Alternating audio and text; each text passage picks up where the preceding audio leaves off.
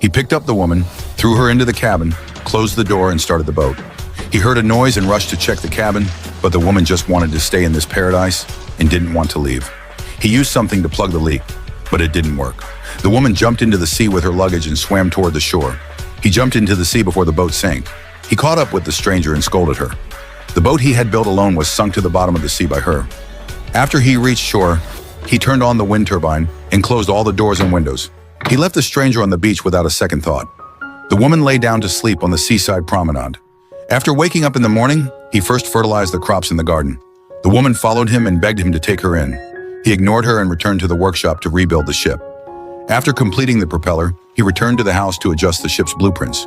He looked up and saw the woman walking. He looked up again, and the woman was gone. He heard a noise coming from the workshop and got up to run downstairs. The woman had already fled into the jungle. He shouted a warning. He returned to the house to prepare grilled fish for dinner.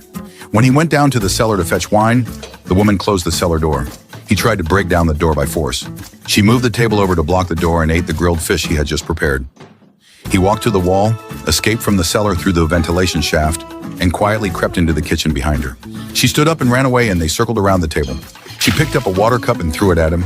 Then she ran out the door. He chased after her and threw a pineapple at her. She remained motionless, and he realized something was wrong. He approached to check on her, picked her up, and brought her back inside.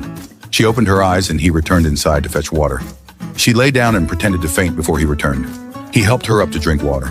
She took the opportunity to embrace him and kissed him, and so he no longer drove her away.